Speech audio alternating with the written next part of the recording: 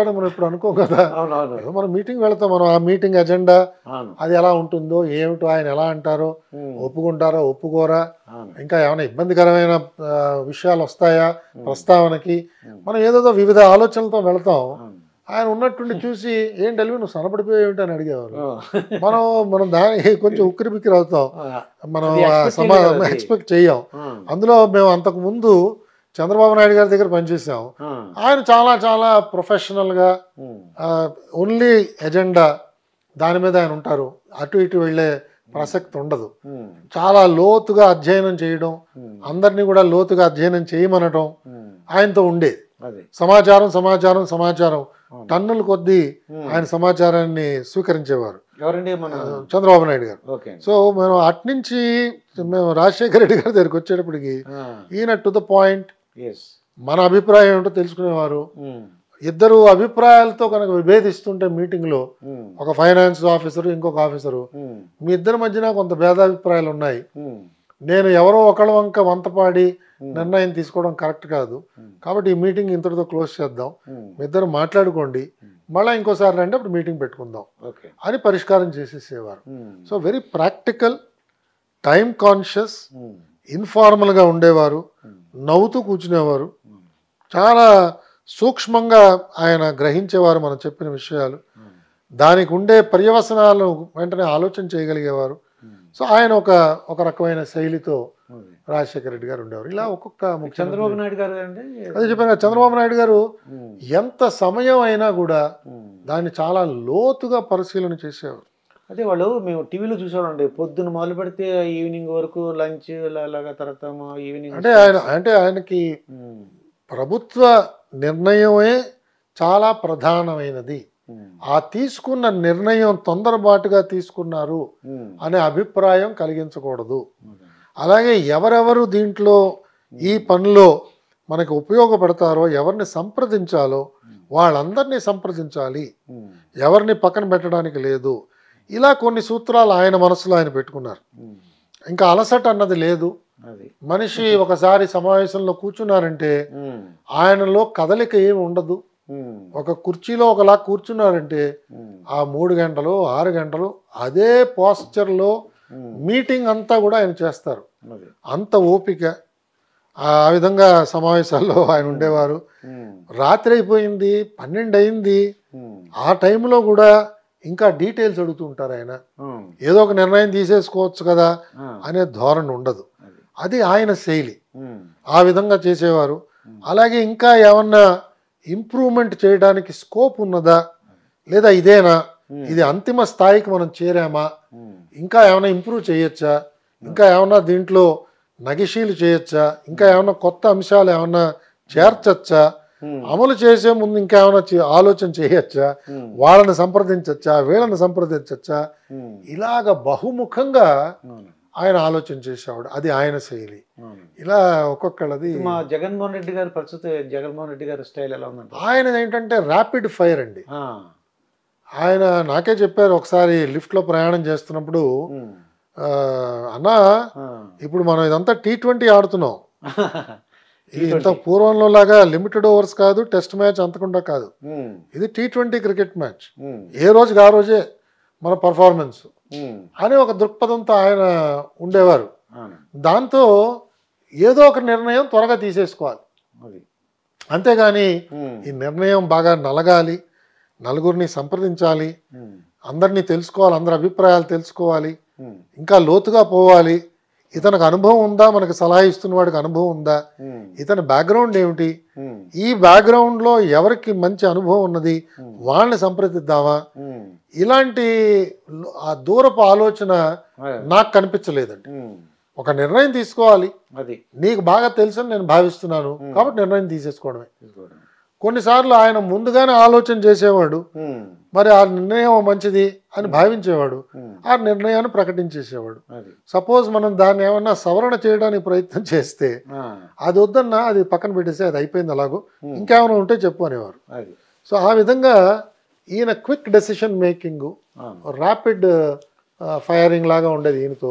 అవును. అన్నీ త్వరగా నిర్ణయాలు చేసేసేయాలి. ఉమ్. అంత త్వరగా నిర్ణయం చేసిన తర్వాత అమలు చేసినప్పుడు సమస్యలు వస్తాయేమో కదా ఆ, అని మనం చెప్తే ఆ, ఆ తర్వాత చూద్దాం, అమలు చేసినప్పుడు చూద్దాం ఓకే. అనేవారు. కానీ ఉమ్, అందుకే మనం చూస్తున్నాం ఆయన ప్రభుత్వంలో ఉమ్, అనేక ఆర్డర్స్ కోర్టు కొట్టేయడం కానీ, అవునండి, స్టే ఆర్డర్స్ ఇవ్వడం కానీ అలాంటివి జరుగుతున్నాయి. జరుగుతున్నాయి. అవన్నీ కూడా ఎప్పుడు లేని విధంగా అండి. అవన్నీ కొంచెం మరి ప్రభుత్వానికి అది పరాభవం కింద భావించాలి ఉమ్, యాక్చువల్గా. ఉమ్, బట్ ఆయన దృష్టి ఇలా ఉంటుంది, ఆయన ఆలోచన అలా ఉంటుంది.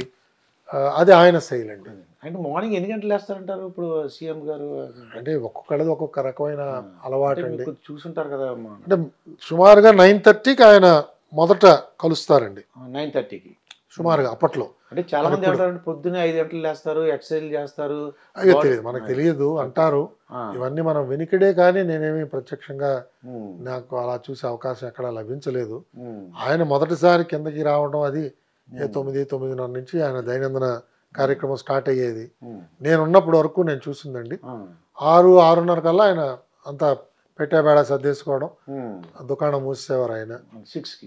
అంతే. సో మనం అలాగే వీకెండ్స్ ఆయన వచ్చేవారు కాదు.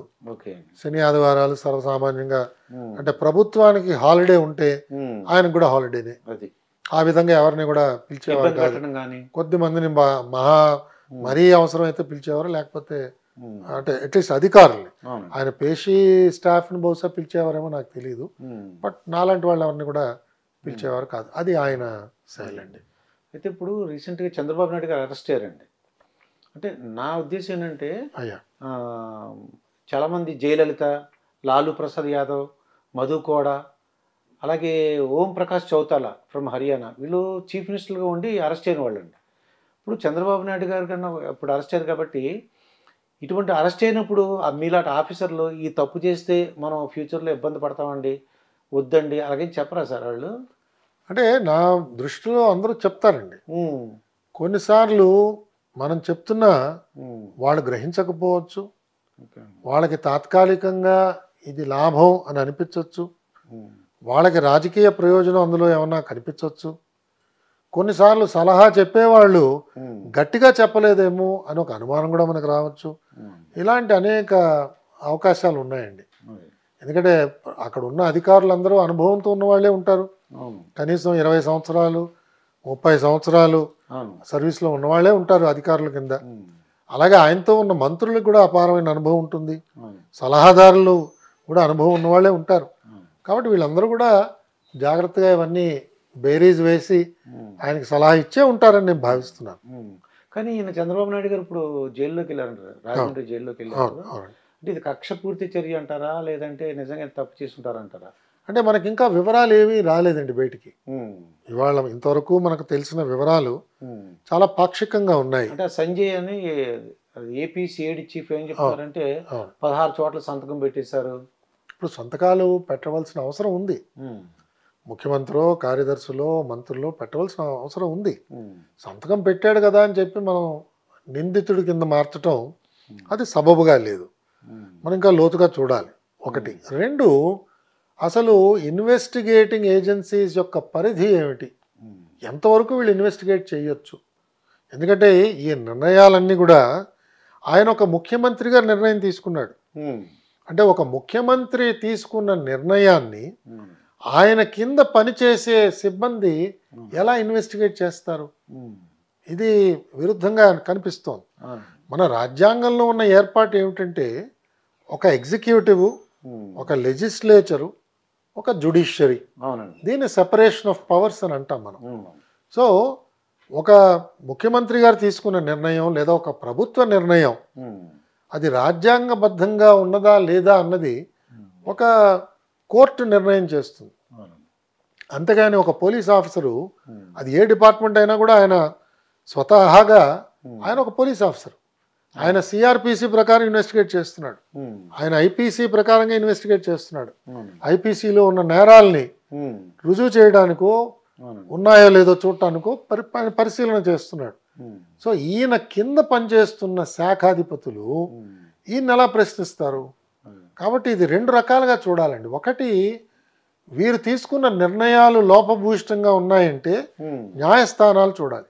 ఓకే. చూసి ఈయన తీసుకున్న నిర్ణయం రాజ్యాంగబద్ధంగా లేదు, రాజ్యాంగంలో పొందుపరిచిన అంశాలకి ఉల్లంఘన జరుగుతున్నది, రైట్ టు ఈక్వాలిటీ వైలేట్ అయింది, లేదా ఇంకోటి ఏదో వైలేట్ అయింది, రైట్ టు ప్రాపర్టీ వైలేట్ అయింది, ఏదో ఒక రాజ్యాంగ అధికరణ ఈయన తీసుకున్న నిర్ణయం వల్ల ఉల్లంఘింపబడింది అని నిరూపణ కావాలి. అది హైకోర్టు చేస్తుందండి. అంతేగాని మున్సిఫ్ కోర్టు లేదా డిస్ట్రిక్ట్ కోర్టు, జిల్లా కోర్టు, ఏసీబీ కోర్టు కాదు. ఒకటి. రెండు, ఇది నేరపూరితమైన చర్య అని చెప్పే ముందు ఈ పథకం ఏదైతే లాంచ్ అయిందో, స్కిల్ డెవలప్మెంట్ ప్రోగ్రామ్, ఏ ప్రోగ్రామ్ అయినా అది క్షేత్రస్థాయిలో ఎలాంటి లోపాలు కనిపించాయి, దానికి ఎలాంటి సాక్ష్యాధారాలు ఉన్నాయి, ఆ సాక్ష్యాధారాలు నిందించే అధికారులు ఎవరు, వాళ్ళు నిజంగా దొరికారా, వాళ్ళు దొరికినప్పుడు వాళ్ళ దగ్గర నుంచి ప్రారంభమైన ఈ ధనం ఇది ఈయన జేబులోకి వెళ్ళిందా, ఈయన అకౌంట్లోకి వెళ్ళిందా, ఇది మనం ప్రూవ్ చేయాలి. దీని మీద అనుమానం ఉండొచ్చు, కానీ ప్రూవ్ చేయాలి. ముందు అతని దగ్గర డబ్బు దొరికిందా, అతని దగ్గర దొరికితే ఒకవేళ అతను ఏమైనా చెప్పాడు అనుకోండి, నేను ఇచ్చానండి, ఎలా ఇచ్చావు, బ్యాంకు ద్వారా ఇచ్చావా, బంగారం ఏమైనా చేసి ఇచ్చావా, లేదా ఏమైనా ప్లాట్లు కొనిపెట్టావా, ఆయనకి రిజిస్టర్ చేసావా, ఏమిటి, ఏ రకంగా నువ్వు ఆయనకు లంచం ఇచ్చావు, నువ్వు ఆయనకి లాభం చేకూర్చావు, ఇవన్నీ నిరూపణ అయిన తర్వాత అప్పుడు ఈయనకి నోటీస్ ఇచ్చి ఇదిగో ఈ సాక్ష్యాధారాలు అన్నీ ఉన్నాయి అని చెప్పగలగాలి. అది అక్కడ జరిగినట్టుగా లేదు కదా. లేదండి, నోటీస్ అది ఇచ్చినట్టు. అయితే సుమారుగా ఆయన ఒక 40 సంవత్సరాలు ఈ రాజకీయ జీవితం ఉన్నారండి చంద్రబాబు నాయుడు. అవునండి, అవును. అటువంటిది ఆయన జైలుకి వెళ్ళారు, ఒక సామాన్యుడిలాగా జైలుకి వెళ్ళారు. ఇప్పుడు దీనివల్ల ఏంటంటే కొద్దిగా మంది బాధపడుతున్నారండి. అంటే ఇది అది చేసున్నా సరే ఇంకేదన్నా చేయాల్సింది, ఇలా జైలు పంపించకుండా అని అంటున్నారు. అంటే ఇవన్నీ కూడా మనకి ఇవాళ కోర్టు పరిధిలో ఉన్నాయి. అవునండి, కోర్టు నిర్ణయం చేస్తుంది. ఇవన్నీ కూడా కోర్టు ముందు వారి న్యాయవాదులు, అలాగే ప్రాసిక్యూషన్ సంబంధించిన న్యాయవాదులు, వీళ్ళందరూ కూడా చాలా వివరంగా అందులో ఆ సంబంధిత జడ్జి గారు చాలా సమయం వెచ్చించారు అని చెప్పి విన్నాం. కాబట్టి ఇవన్నీ లోతుగానే కొంత పరిశీలన అయింది. కాబట్టి ఇవన్నీ కూడా మనకి చట్టం ముందు మనందరం ఒకటే కాబట్టి దీన్ని మనం ప్రత్యేకంగా తప్పు పట్టడానికి లేదు. నేను అనేది ఏంటంటే